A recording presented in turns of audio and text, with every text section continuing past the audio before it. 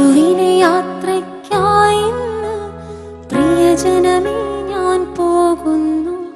മെഴുതിരിയേന്തും മാലാഖ മരണരഥത്തിൽ വന്നെത്തി.